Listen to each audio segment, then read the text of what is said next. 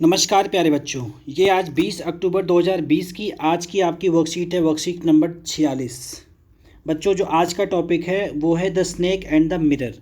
ठीक है बेटा, लिखा है कि snake and the mirror is a narrative story about a bachelor homeopathy doctor who is telling his friends and incident which happened in his life. एक homeopathy doctor होता है, उसकी ज़िंदगी में एक ऐसी घटना घटी थी जिसको वह अपने एक दोस्त से बताना चाहता है। ठीक है, वो बता रहा है किसके बारे में? स्नैक के बारे में और शीशे के बारे में। ठीक है बेटा, तो ये एक क्वेश्चन कर रहा है, कह रहा है कि has a snack ever coiled itself round any part of your body.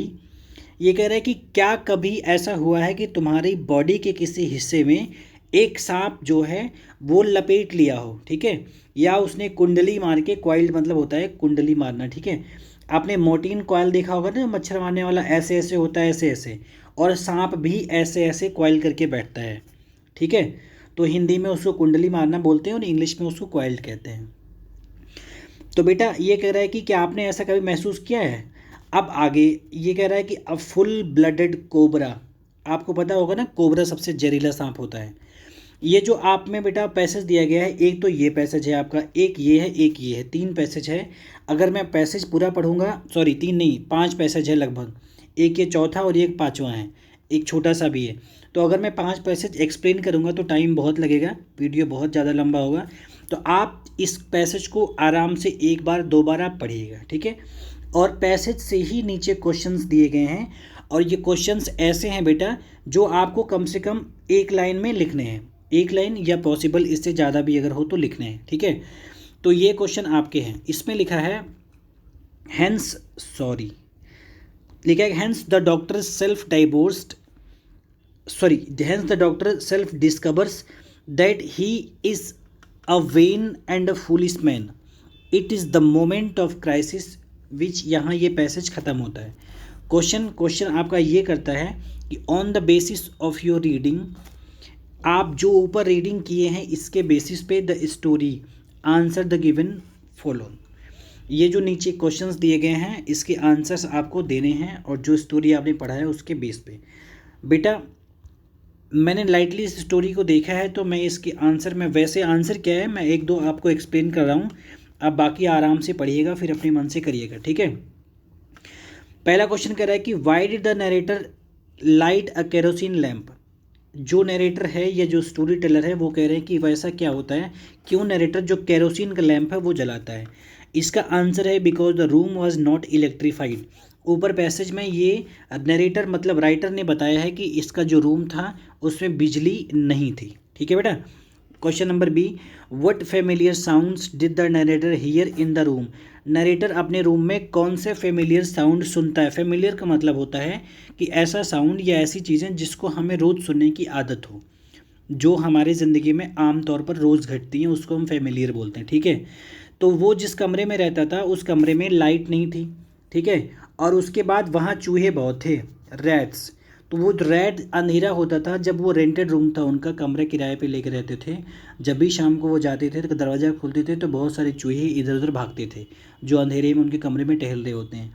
फिर बिजली ना होने के कारण वो लैम्प चलाता था। ठीक है बेटा, तो आंसर है familiar sounds of rats from above, वो पैसेज में दिया गया है। Option number 3, sorry question number 3 मतलब सी कह रहा है कि what was the narrator doing in front of the mirror. Narrator mirror के सामने क्या कर रहा होता है? तो आंसर है कि नरेटर बिगन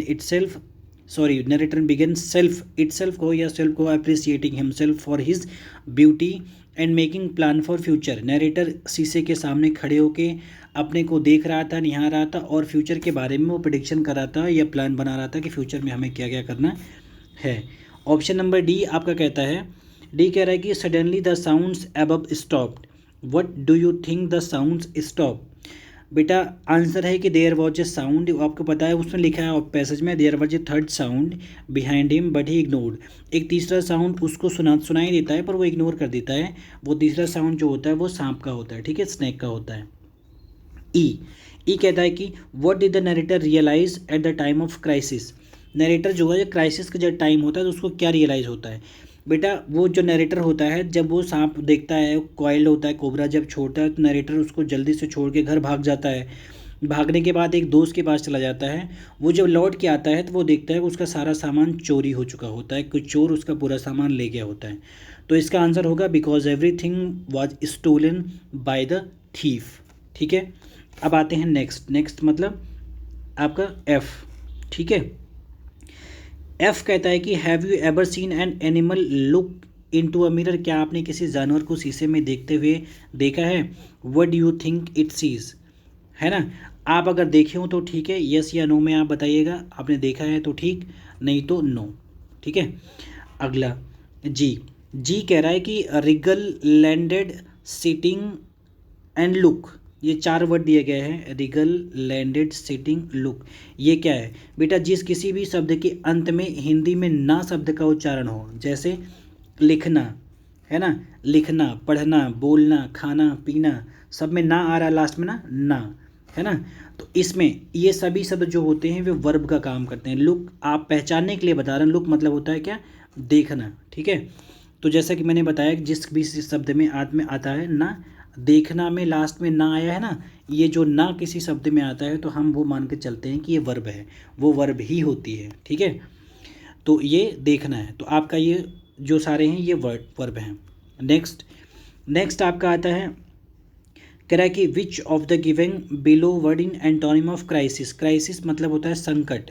ठीक है, डिलेमा मतलब होता है ऐसी सिचुएशन जब एक आदमी डिसाइड ना कर पाए कि what should do and what should not to do, क्या किया जाए और क्या ना किया जाए। ठीक है, कैलेमिटी मतलब होता है विध्वंस, पीस मतलब होता है शांति, और इमरजेंसी मतलब आपको पता है।